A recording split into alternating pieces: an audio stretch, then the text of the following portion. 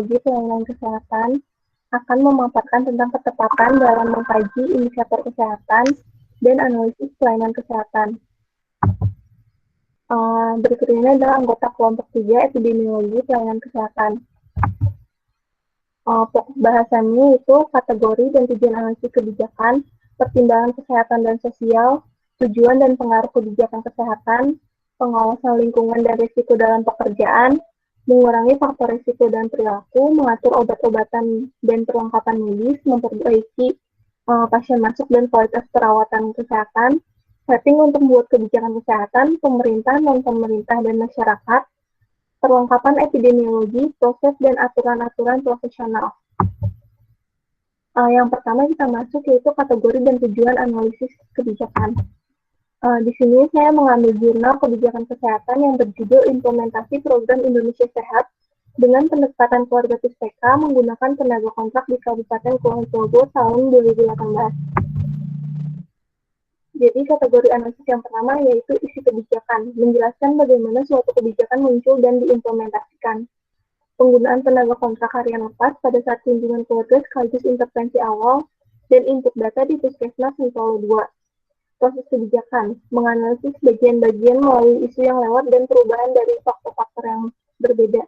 Penerimaan sendiri, kunjungan keluarga sekaligus intervensi awal, input data oleh tenaga kontrak harian lepas, mendapatkan penerimaan positif baik dari petugas kesehatan maupun dari Dinkes kabupaten dan provinsi, namun tidak mendapat penerimaan yang positif dari masyarakat karena masyarakat merasa tidak mendapat keuntungan dan merasa didatangi petugas hanya untuk mencapai target pendataan saja.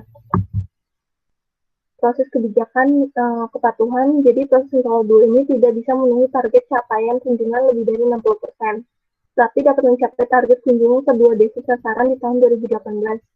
Tidak menghitung berdasarkan jumlah kakak sasaran, tenaga kontrak hanya melaksanakan pekerjaan sesuai dengan arahan dari puskesmasnya. Untuk target puskesmas Solo 2 yang menggunakan tenaga kontrak harian lepas, capaiannya lebih tinggi dibandingkan puskesmas yang menggunakan pegawai tetap puskesmas. Informasi bagi pembuat kebijakan. Menyusun dari sumber-sumber yang beraneka ragam, membantu membuat kebijakan mencapai tujuan. Jadi perekrutan tenaga kontrak harian lepas dilakukan tanpa SK kepala puskesmas. Perjanjian kerjasama tertulis antara puskesmas dengan kontrak harian lepas. Selain itu kriteria atau persyaratan pada saat proses rekrutmen juga mempengaruhi pencapaian tujuan dan target pelaksanaan PUSPK di puskesmas. Kriteria yang tidak dipersyaratkan juga menjadi permasalahan, yaitu mengenai pengalaman kerja, kompetensi, dan status pekerjaan tenaga kontrak pada saat itu. Proses advokasi untuk meningkatkan sistem alamiah pembuat keputusan. Strategi implementasi PUSPK menggunakan tenaga kontrak tidak akan dapat mencapai target dan berkelanjutan jika tidak didukung dengan sumber daya manusia maupun pendukung lainnya, seperti sarana dan prasarana, anggaran, dan alat kesehatan, baik dari pemerintah pusat maupun daerah. Kebijakan advokasi untuk meningkatkan pilihan dan ide khusus secara individu dan kelompok.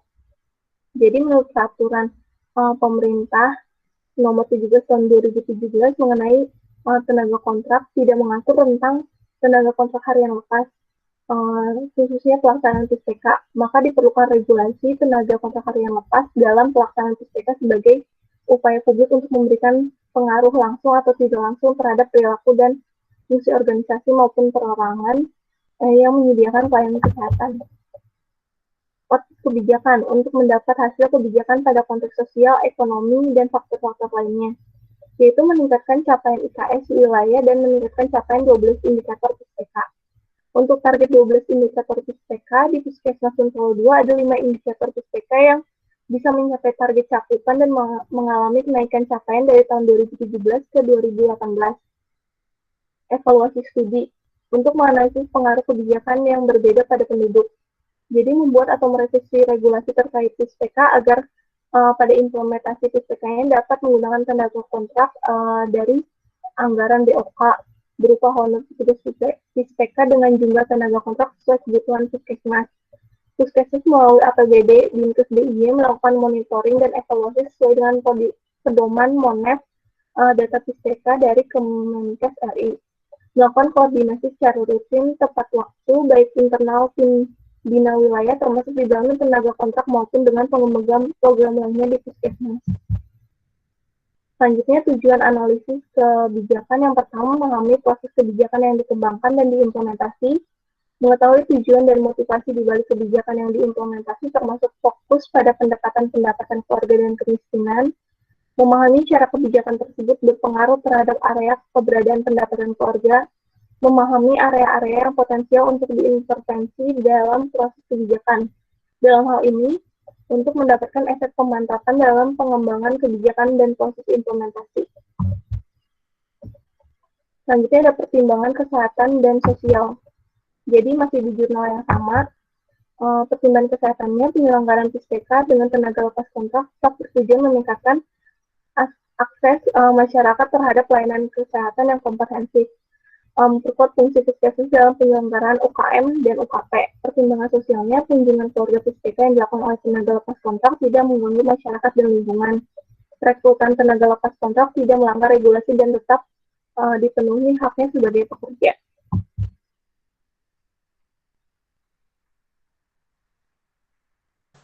Ya, selanjutnya yaitu ada tujuan dan pengaruh kebijakan kesehatan.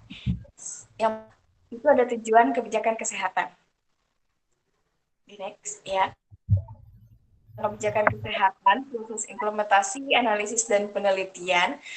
Kemudian dengan kata lain, kebijakan kesehatan ini bertujuan untuk mendesain program-program di tingkat pusat maupun lokal agar dapat dilakukan perubahan terhadap determinan-determinan kesehatan, baik itu kebijakan kesehatan nasional maupun kebijakan internasional. Hal ini dinyatakan oleh Mohd Indra di tahun 2007. Selanjutnya, dengan kata lain, tujuan dari kebijakan kesehatan ini adalah untuk menyediakan pola pencegahan, pelayanan yang terfokus pada pemeliharaan kesehatan, pengobatan penyakit, dan perlindungan terhadap kaum rentan. Yang kedua, ada pengaruh kebijakan kesehatan. Di sini saya melampirkan jurnal Kebijakan Kesehatan Indonesia dengan judul Dampak Kebijakan Pelayanan Kesehatan Gratis Terhadap Kepuasan Pasien dalam Menerima Pelayanan Kesehatan Puskesmas di Kota Ambon.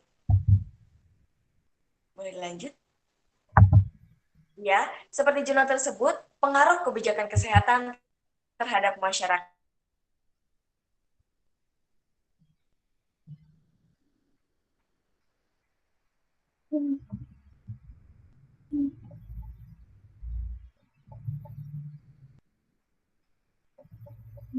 Kepada masyarakat dalam menerima pelayanan kesehatan di berbagai fasilitas pelayanan kesehatan. Kemudian, selanjutnya,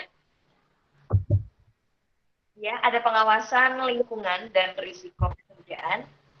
Di sini yang pertama ada pengawasan lingkungan kerja.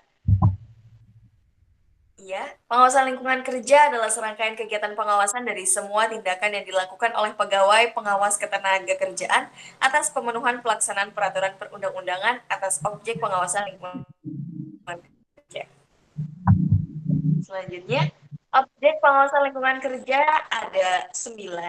Yang pertama itu faktor-faktor bahaya, kemudian yang kedua ada lingkungan kerja, yang ketiga hygiene perusahaan, yang keempat ada pengendalian bahaya besar, yang kelima ada pestisida, yang keenam bahan kimia berbahaya, yang ketujuh sanitasi lingkungan, yang kedelapan alat pelindung diri atau APD, dan yang terakhir ada limbah industri.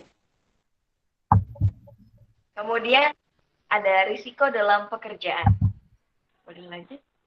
Risiko dalam pekerjaan merupakan risiko yang berkaitan dengan sumber bahaya yang timbul dalam aktivitas bisnis ataupun operasional yang menyangkut aspek manusia, peralatan, material, dan lingkungan kerja. Umumnya, risiko K3 ini selalu dikonotasikan sebagai hal yang negatif seperti kecelakaan terhadap tenaga kerja dan aset perusahaan, kemudian ada kebakaran dan peledakan, selanjutnya ada penyakit akibat kerja, kerusakan sarana produksi, serta gangguan operasional.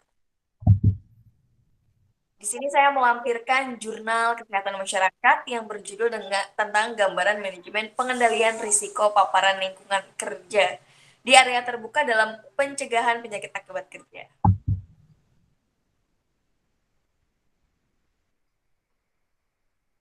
Selanjutnya, subbab yang kelima adalah mengurangi faktor risiko pada perilaku. Next.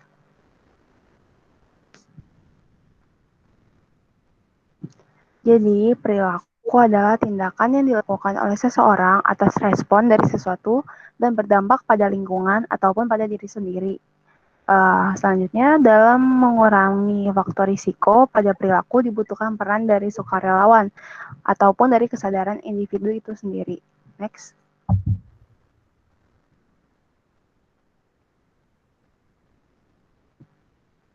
Semua faktor ini mempunyai subjek pada kebijakan kesehatan untuk menurunkan risiko penyakit. Selanjutnya, jadi seperti contoh jurnal di samping, untuk menekan atau mengurangi perilaku faktor risiko ada dua faktor utama, yaitu faktor internal, seperti yang pada di jurnal ini bisa lihat faktor internalnya itu faktor yang dari dalam diri sendiri seperti pengetahuan, minat, kondisi fisik, dan lainnya. Sedangkan faktor eksternalnya, faktor eksternal itu sendiri adalah faktor yang di luar dari tubuh individu itu sendiri, yaitu keluarga, masyarakat, pelayanan kesehatan, dan lainnya. Next. Yang sebab ke-6 mengatur obat-obatan dan perlengkapan medis. Selanjutnya. Jadi metode epidemiologi sudah menjadi alat untuk evaluasi perlengkapan obat-obatan dan prosedur-prosedur medis, obat-obatan terapik, dan prosedur medis. Untuk poin yang selanjutnya, pengobatan yang telah berhasil dapat mempengaruhi pemberian izin untuk pengobatan yang baru. Selanjutnya.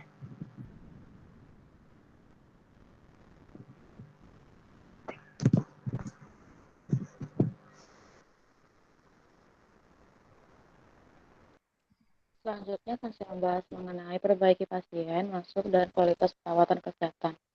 Next. Kini saya akan mengambil jurnal dalam konsep kualitas pelayanan kesehatan berdasar atas ekspektasi peserta jaminan kesehatan nasional. Dalam jurnal ini dijelaskan bahwa pelayanan kesehatan terdapat inti di pelayanan medis. Pada pasien ini berharap dapat informasi yang jelas dari berbagai aspek mengenai kesehatannya. Selain itu, terdapat pelayanan administrasi yang dari proses penerimaan pasien, perawatan, hingga pemulangan pasien.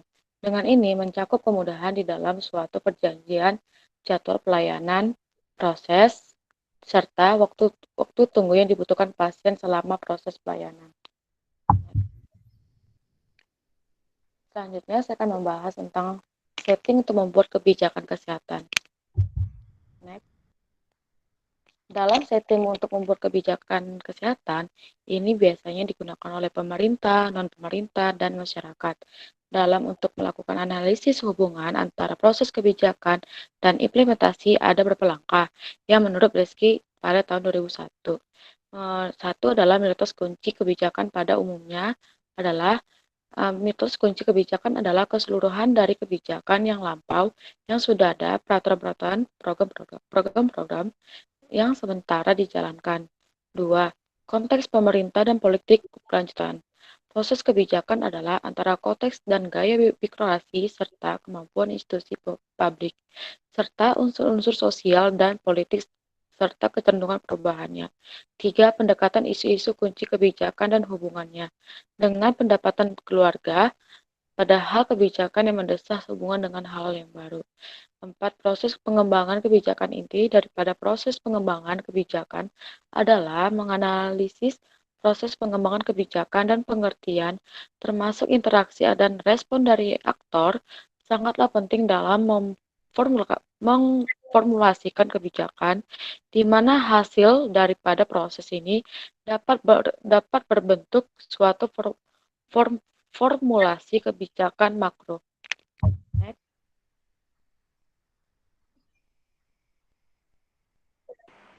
Selanjutnya ada perlengkapan epidemiologi, proses, dan aturan-aturan profesional.